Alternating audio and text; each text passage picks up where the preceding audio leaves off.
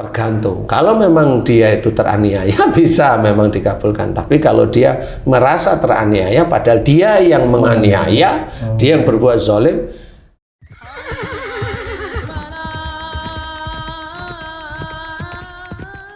Bismillahirrahmanirrahim. Assalamualaikum warahmatullahi wabarakatuh. Waalaikumsalam warahmatullahi wabarakatuh. Ya Rabbal Alamin. Para pemirsa dan sahabat beriman dimanapun berada, kita jumpa lagi di Ustadz Danu Official Channel. Semoga kita selalu dalam lindungan Allah Subhanahu wa Ta'ala. Amin ya Rabbal Alamin. Di video kali ini kita akan ngaji lagi bersama guru kita semua, Pak Ustadz Danu. Assalamualaikum Pak Ustadz. Waalaikumsalam warahmatullahi wabarakatuh. Amin ya Rabbal Alamin. Dan saya juga ditemani oleh Bang Jainuddin. Assalamualaikum Bang Jain. Waalaikumsalam Pak Tung. Amin. Alhamdulillah. Alhamdulillah. Sahabat beriman dimanapun berada, kali ini saya akan curhat nih sama guru kita Pak Ustadz. Nggak habis-habis nih. Iya, nggak habis-habis. Dulu kan saya sering marah-marah sama istri saya Pak Ustadz. Saya sering berkata-kata yang tidak baik, kasar sama istri saya. Terus satu ketika Allah memberikan ganjaran terhadap apa yang saya lakukan itu kepada istri saya. Saya diganjar yang tidak enak lah oleh Allah, kan gitu ya. Terus orang-orang itu mengejek saya. Nah itu karena kamu dulu sering maki-maki istrimu, makanya kamu ya dibales sama Allah. Orang banyak nih. Orang banyak. Tetangga, teman kantor. Teman dekat juga gitu kan. Terus saya merasa teraniaya Oleh orang banyak. karena waktunya kan agak sedikit lama nih, jadi merasa wah kok saya malah dihujat nih ya, dihujat oleh teman-teman saya. Boleh nggak saya mendoakan teman-teman itu akhirnya Pak Ustadz? Ini kalau Mendoakan. kalau dipisah-pisah sih iyalah ya, kalau digabung ini gimana nih Pak Ustadz? Iya. Ngeri. Bismillahirrahmanirrahim. Assalamualaikum warahmatullahi wabarakatuh. Waalaikumsalam warahmatullahi wabarakatuh. Amin ya rabbal alamin. Alhamdulillah, ya, pertanyaan yang bagus sekali. Kamu maki-maki istrimu, kamu ngomong kasar sama istri kan nggak sekali pasti ya. Iya. Berkali-kali dalam perkawinan lah ya. Ya. Nah, suatu ketika kamu disuruh mengetahui ayat Allah, wa ma asabakum min musibatin fa bima kasabat aydikum. Apa saja musibah yang kau terima disebabkan dari buah tanganmu sendiri. Lewat apa? Lewat kamu dimaki-maki orang lain, kan gitu nih ya. Dimaki-maki sampai jengkel kamu sendiri ya. Dihujat, umpamanya sampai viral umpamanya, kan gitu ya. Sampai viral. Saya viral di antara teman-teman. Teman-teman sekampung. Jadi yang begitu itu, terus kemudian kamu karena merasa teraniaya oleh orang-orang yang nganu kamu ya, kan ngata-ngatain lah ya. Kalau menghujat kan belum tentu ya. Ngata-ngatain. Nah, kamu itu malah merasa terzolimi dengan kata-kata teman kamu, kata-kata ini.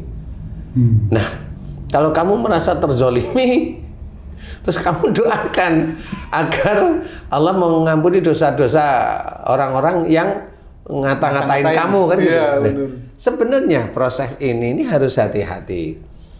Ya, kalau kamu mendoakan agar dosa orang-orang yang ngatain kamu agar diampuni masih boleh. Oh iya. Tapi bolehnya di sini, ya Allah ampuni dosa-dosa orang-orang yang mengatai aku. Boleh, masih boleh ya. Masih boleh ya. Tapi sebenarnya itu kan berproses. Sama seperti kamu itu lahir dari bapak namamu siapa, ibu namanya siapa, kan gitu. Ada urutannya.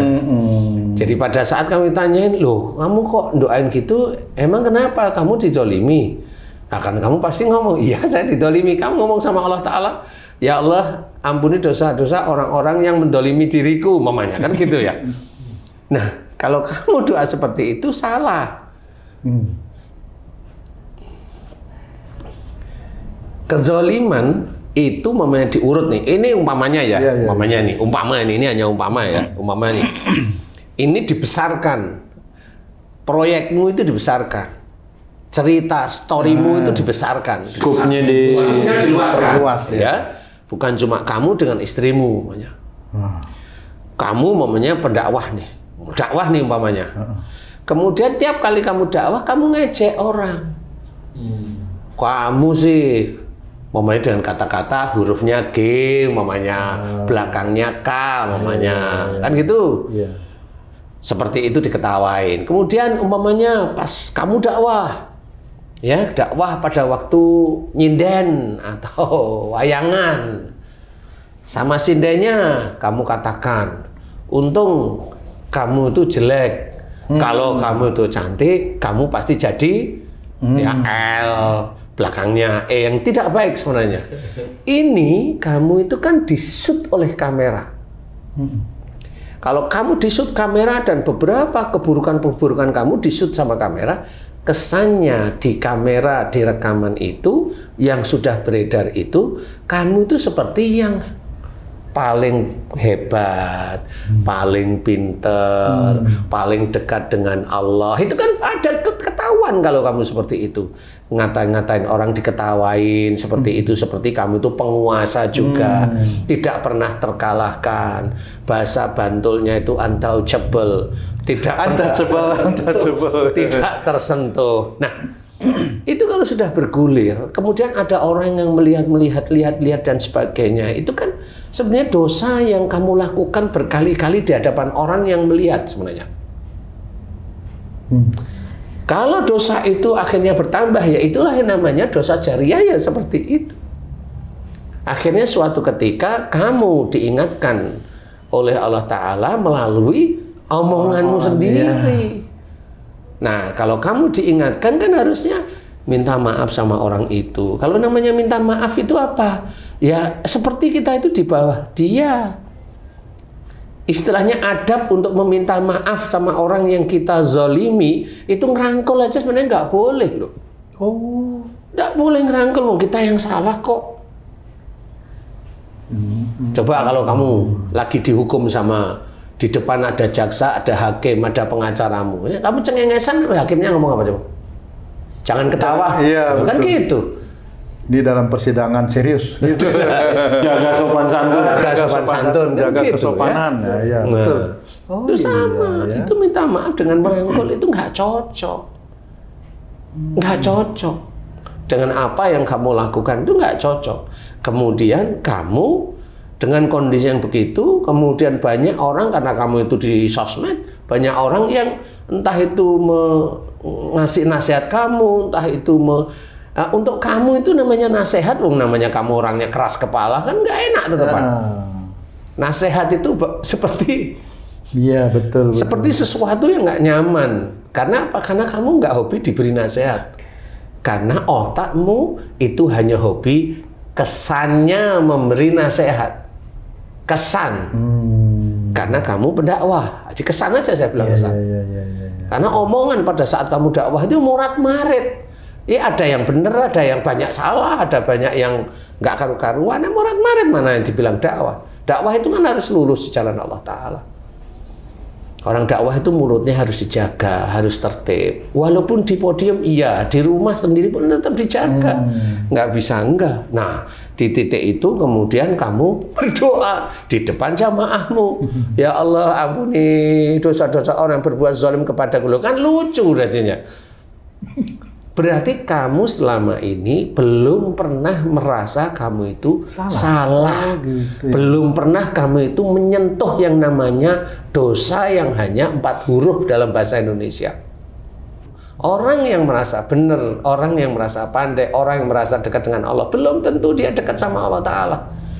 Makanya merasa ya. baru dia merasa aja. Dia nggak dianggap sama Allah Ta'ala apapun bentuknya, walaupun umpamanya dia ceramah, kamu umpamanya ceramah, ya belum tentu kamu itu ceramahmu digagas sama orang.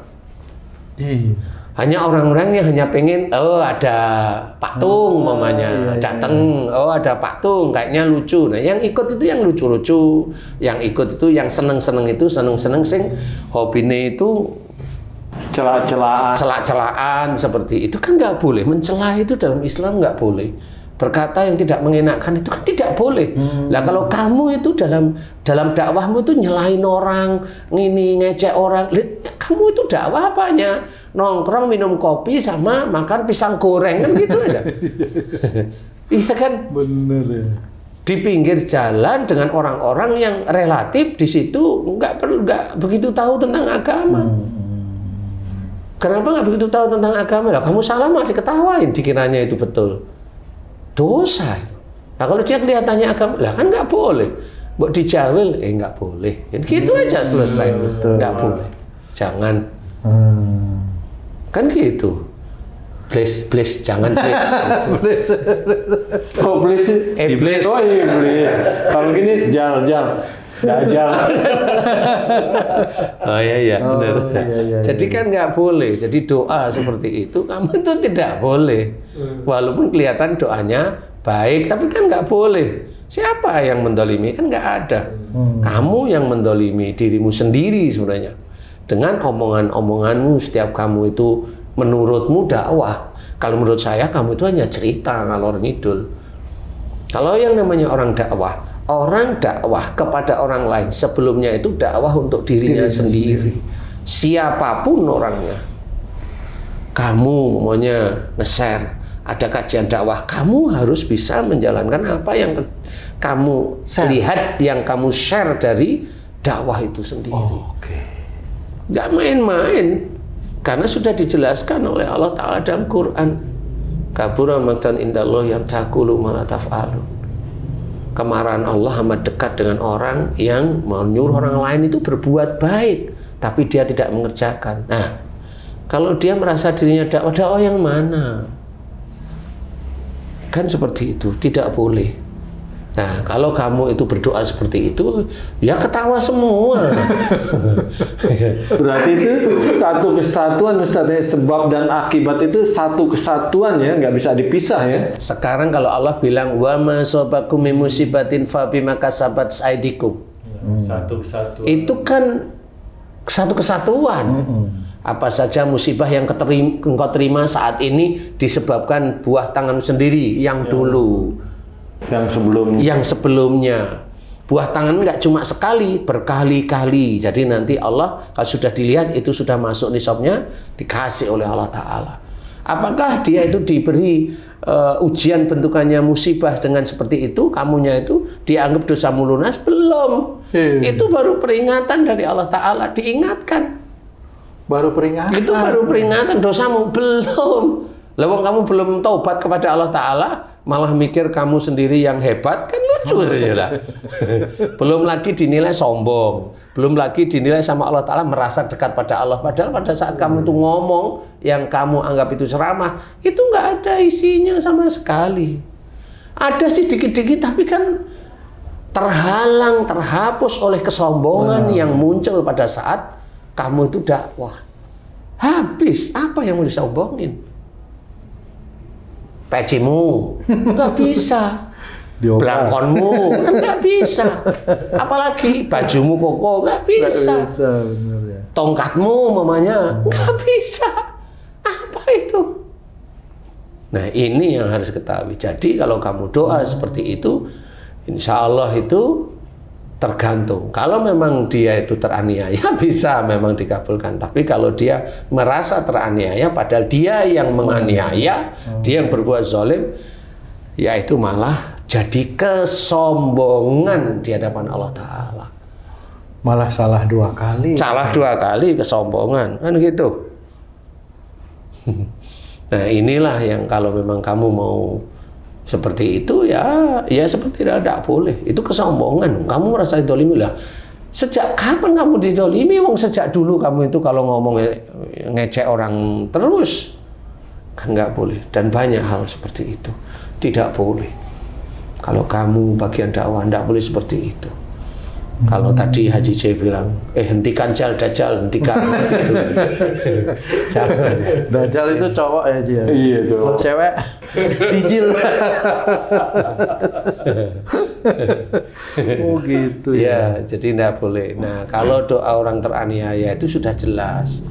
dia jarang sekali dia berbuat zolim, dia sudah fakir, dia miskin, kemudian sering diejek, sering di ini. Nah ini orang-orang yang teraniaya, orang yang hidupnya selalu dilecehkan, orang yang hidupnya senang. Ini doa-doa orang inilah yang bisa diijabah oleh Allah Ta'ala. Tapi kamu jangan nyari orang seperti itu, kemudian kamu kasih uang, suruh doain kamu. Nah itu berpolitik kamu nanti namanya. Saya cari orang yang teraniaya, saya kasih dia uang, suruh doain saya. Kan Allah mengabulkan doa orang yang teraniaya. Oh itu kamu berpolitik. Tetap tidak bisa aja, Pak. Tidak bisa seperti itu. Bisa aja sedekahmu itu memang sedekah politik. Sama seperti sedekahmu itu mengharap di dunia, mengharap duniamu. Makanya harus hati-hati. Kalau kita mau kayak kamu tadi menceritakan tentang kamu merasa terzalimi, yang mana? Oh hobinya kamu itu maki-maki istrimu, mamanya kan gitu ya. Jelek-jelekin istrimu, ini dan sebagainya. Kan gitu ya. Nah, apalagi pas momennya kamu dakwah, kamu gini, kamu kan ngomong kemana-mana, kan nggak bagus sebenarnya itu. Jadi kalau sudah itu juga diizinkan oleh Allah Ta'ala, viral masalah kamu, ya terima bahwa itu kesalahanmu. Makanya kalau dia umpamanya kamu orang Islam, ya terima ayat tersebut. Bukan merasa kamu itu yang merasa tidak berdosa, dizalimin, dekat dengan Allah. Jangan seperti itu. Orang yang benar-benar dekat dengan Allah Ta'ala itu udah bisa dilihat. Cara bicaranya lembut, insya Allah seperti itu, tertata rapi. Kalau ditanyain dia orang pemberani enggak, dia pemberani. Kenapa cara bicaranya lembut? Dia mengikuti akhlak Rasulullah. Dia bukan orang penakut, bukan orang pengecut, enggak, dia pemberani. Cuma dia mengikuti akhlaknya Rasul sehingga dalam berkata-kata lemah lembut, tidak menyakiti saudara-saudara yang lain. Seperti itu. Nah, inilah kalau orang memang dia itu betul-betul dekat dengan Allah Ta'ala, itu sudah bisa dilihat dari nada, kalimat, intonasi, jenis kata yang dipilih, itu sebenarnya diatur. Kenapa dia mengatur pakai otaknya? Ya otak itulah sebenarnya salah satu, kita memang tidak boleh ngejek, tidak boleh menyalahkan orang lain, tidak boleh cari-cari kesalahan, tidak boleh. Orang nggak salah kok kita cari-cari kesalahan. Itu dolim namanya. Nah, kalau apa yang kamu kerjakan seperti itu, mending kamu itu tobat. Kalau kamu berdakwah, turun gunung, nggak usah berdakwah. Turun gunung maksudnya? Turun gunung. Naik gunung. Turun panggung maksudnya. Naik gunung ya. Salah saya ya. Naik gunung lagi. Gitu, belajar. Iyalah. Ya belajar lagi. Nanti kalau ditanyain, saya belajar pada ini, sanad-sanad saya ini kan malu-maluin gurunya nanti. Iya, benar. Itu kan benar begitu. Sampai nggak diaku-aku, gimana kalau nggak diaku-aku? Loh kan akhirnya kamu juga nggak diaku-aku itu. Kan gitu. Jangan merasa dekat, jangan merasa hebat, nggak usah. Kepandaian itu milik Allah, ya, kebenaran itu milik Allah. Kelemah lembutan itu harus kita kerjakan. Pemaaf itu harus kita kerjakan walaupun itu sulit. Tapi jangan arogan, jangan merasa terzalimi bahwa nah itu kan yang dipikir itu detik itu. Kemarin dia nggak mikir, kan gitu. Makanya kita harus belajar jangan merasa kita terzalimi kalau kita tidak bisa muhasabah. Nah, kalau kamu umpamanya kamu tadi sebagai pendakwah seperti itu, kamu nggak bisa muhasabah. Udah, kamu naik gunung lagi, belajar lagi. Iya serius. Itu belajar lagi.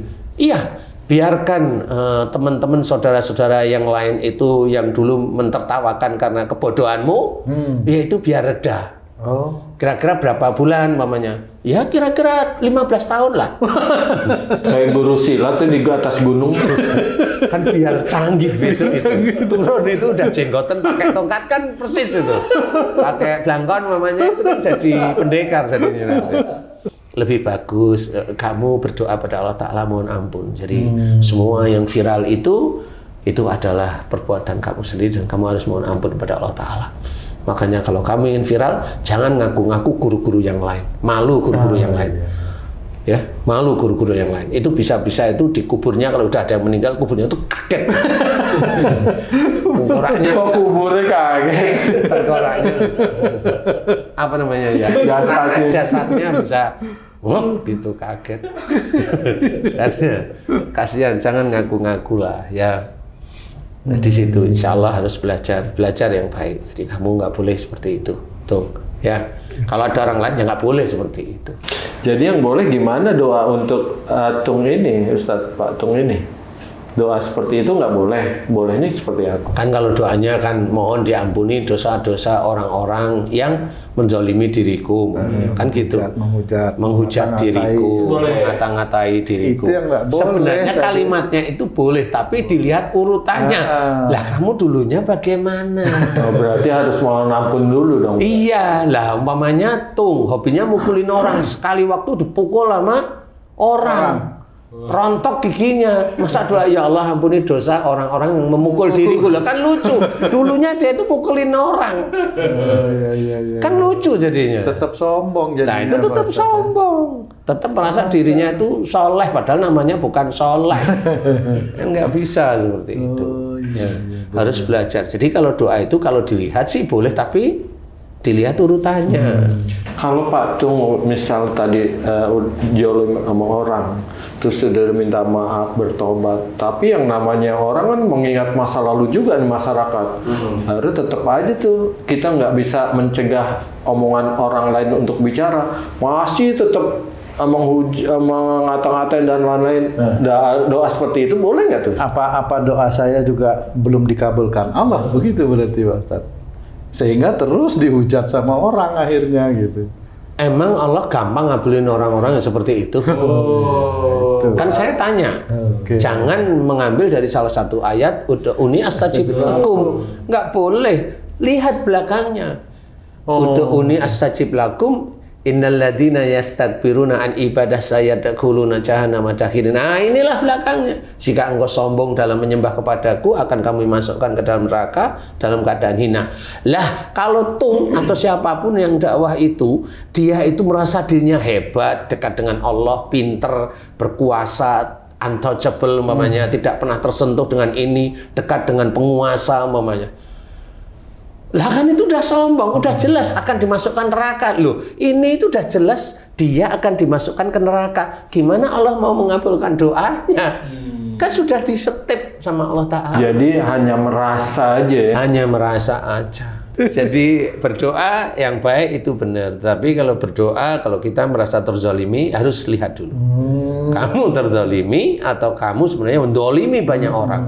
Dan kalau itu menjadi viral, dolim itu viral, jutaan orang mendengar, jutaan orang melihat, lah kan dosamu jutaan. Minta ampun cuma sekali, itu pun di dalam kamar umpamanya. Nangis hanya berapa menit sih? Kan gitu kalau nangis hanya di depan kamera. Kenapa? Lah ya biar kelihatan nyesel, padahal enggak. Dari kalimat yang muncul lagi loh, kan nggak nyesel, kan lucu. Bener. Karena nggak punya adab.